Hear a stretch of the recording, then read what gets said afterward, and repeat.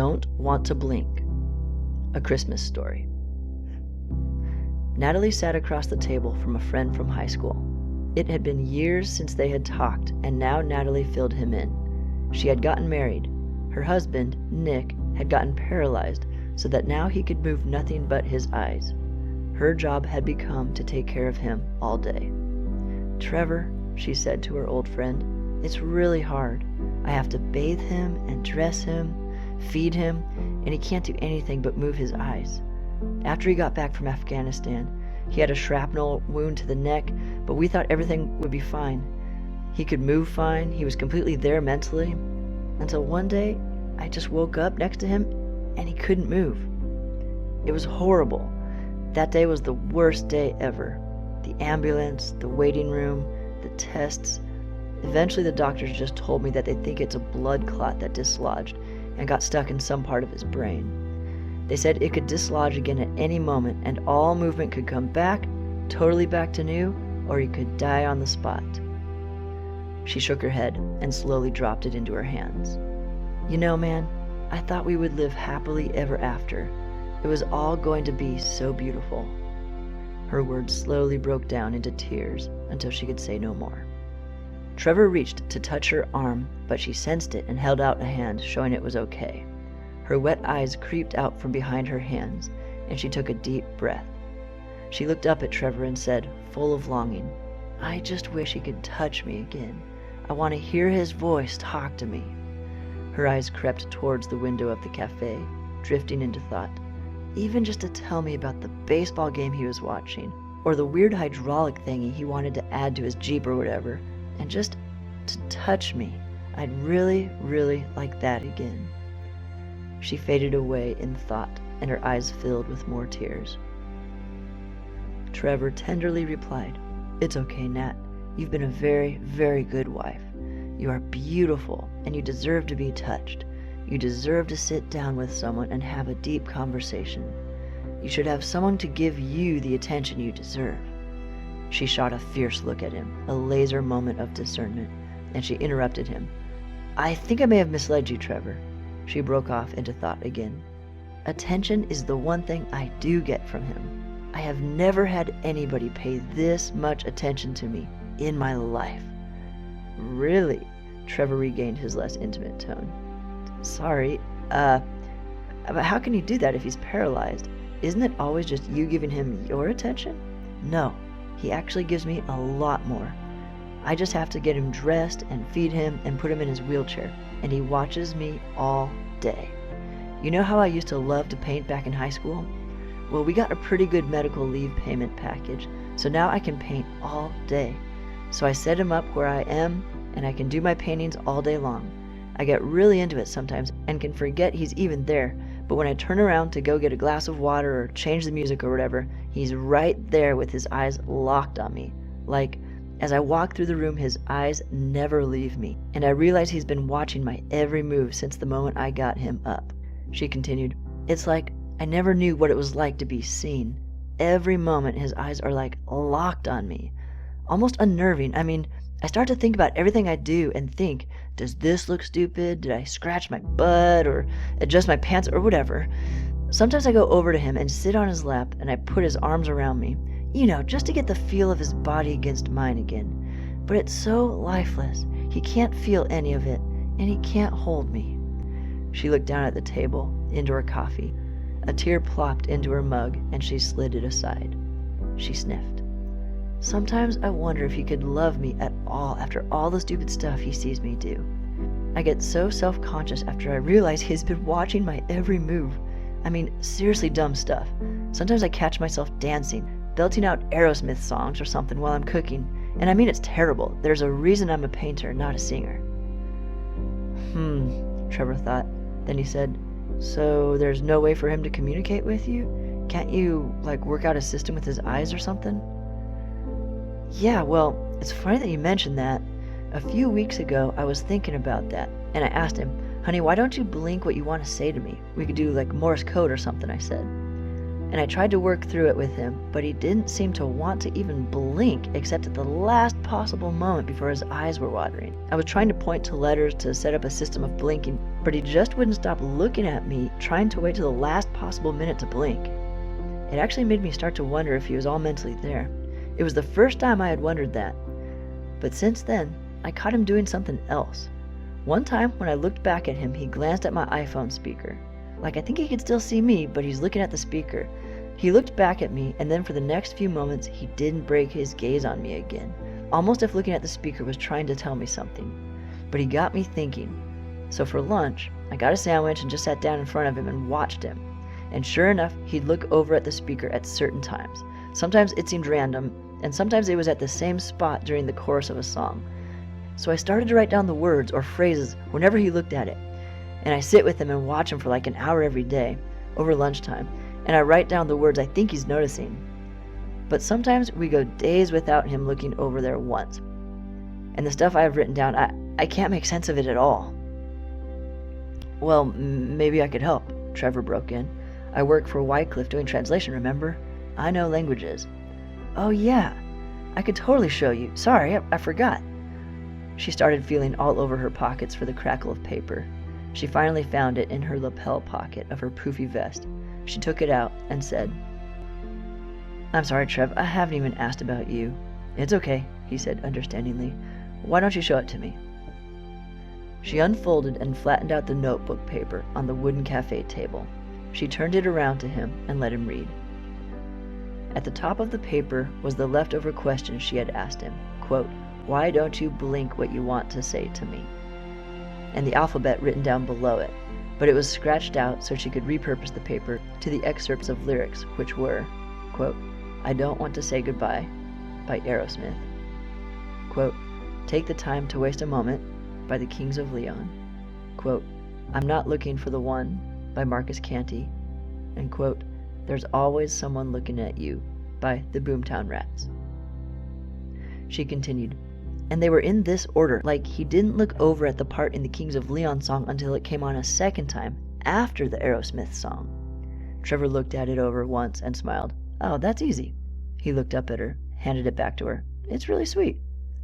Really? She snatched it back and stared down at it. What does it say? Look, take the first part of that, I don't want to, and the last part of the Kings of Leon song, waste a moment, and then the part that says not looking, and the last part, at you. She repeated it to herself. I don't want to waste a moment not looking at you. Then she said a little louder, You think that's what he means? I mean, that could be it. But then she looked up at the top of her paper, read the sentence she had crossed out, and tears immediately filled her eyes. She caught a beautiful sob in her throat and then dropped the paper on the table. Without even saying goodbye, she grabbed her purse and stood, which knocked the chair to the ground, and rushed out the door. The paper lay on the little square table. Trevor, a little shocked, took the paper and turned it around. He read the sentence that had been crossed out again. Then his eyes watered up too. He read the question and answer together. Why don't you blink what you want to say to me? And the answer was, I don't want to waste a moment not looking at you. Natalie burst into her door and ran to her husband. She sat down on his lap and showered kisses all over his face and head. She said between the kisses, I just figured out your message. I love you, I love you, I love you. You don't ever have to blink, honey. I will do whatever you want to see. I wish you could hold me so bad, but until then, this will have to do. Whatever you want to tell me, you just tell me. I'll put you right next to me so I can see any moment your eyes move, and we can figure out our own little language, and you can tell me anything you want. I'll do anything for you, honey. She showered kisses upon kisses on his head. After an hour of chatting with him, now realizing for sure that he could hear and understand everything she said, she had settled onto the floor with her head in his lap, just humming Aerosmith songs. After a few minutes of resting on him, tears visited her eyes as she said, I just wish you could stroke my hair right now. I just wish so badly you could hold me and kiss me back and tell me what you're thinking. After thinking for a while, she added, but we can do it this way. I'll put the music on random, and we'll try to cover as many songs as we can each day, and we'll figure out our own little communication system." And that they did. Sometimes it took weeks to say something. They could only do one sentence at a time, and they could not start until the previous was finished. It was long and discouraging at times, often causing tears, and then the far and few between ecstatic moments of breakthroughs and all the kisses that followed. He told her how much he loved her and what he thought of her paintings. He told her which were his favorites and why, and how, even so, she was the most beautiful thing to watch. And this went on for years. Sometimes they didn't leave the house for days. The process was so arduous, and they wanted to hear each other's thoughts so badly. If they wanted to talk, they had to be fully listening. And then one night, 30 years later, when she was 55 and he was 53, she had a dream. In the morning, as she woke up, she started crying. She cleaned her tears and pulled herself together before turning to him. His eyes were already open, and she said, "I had a dream that you could finally hold me again. I thought it had finally come true." She just held him, crying in bed, until noon. Her hope was like gravity. For 5.5 more years, they did their thing. One Christmas Eve, she buckled him in and cautiously drove him for one more off-road drive in his old Jeep before she was going to have to sell it. Someone was going to pick it up as a present for their son on Christmas Day. She had kept it, hoping they could use it again, but it was just gathering dust and they could use the money.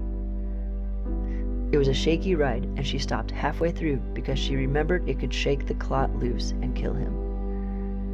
That night, as they were going to bed, she caught herself humming again. She had been singing over and over, "I don't want to say goodbye. I don't want to fall asleep 'cause I miss you, babe. And I don't want to miss a thing." She groaned at herself and said to him, "I'm sorry, honey. I did it again. You must be so annoyed after hearing my crackling old woman's voice, always singing off-key. Night, baby. I miss you." She kissed him on the cheek, and she turned over and went to sleep. In the middle of the night, she felt something on her face. It startled her, and she jumped. Her face pushed against someone's hand coming from behind her. She turned and looked at her husband. Nick was turned onto his side in the bed, with his arm outstretched. He was smiling, as if learning how to do it again. He let his hand relax, falling into the blankets, just the fingers still touching her lips. "Oh, honey, oh, honey, oh, Nick, oh, honey." She saw the peaceful calm on his face. His face was learning to work again, and she got suddenly worried. "Are you okay? Can you move? Don't you want to hold me?" He tried to speak. It was ugly and scratchy from disuse. He cleared his throat and mumbled until he remembered how to use it, and until the voice came more smoothly, and he said, "Shh, patience, honey. I will hold you closer and longer than any man has ever held his wife before. But I must tell you something." She nodded and almost whined because so much love and desire and passion and hope was building and ready to burst out of her. "I had a dream too," he said. They both remembered her dream from 5 years before, because by now they were both very good at patience. He said, "The day I first saw you at the pharmacy counter, I kept walking around the store for like an hour because I couldn't stop looking at you. I kept thinking, if I could look at that woman all day, every day, for the rest of my life, I would be happy." She smiled and touched his face too now. Her eyes filled with tears. She realized this moment would change things. After this point, she wouldn't ever quite have the same undivided attention from those eyes. Life would become more normal. And he saw it all come together in her eyes without her saying a word. He added, "My dream came true." And for 5 minutes more, they soaked up that gaze and didn't blink until they absolutely had to. And at the end of that 5 minutes, he pulled her very close and whispered in her ear, "Now let me hold you for the rest of our lives." And you could almost never find them when they were not touching each other from that day forward.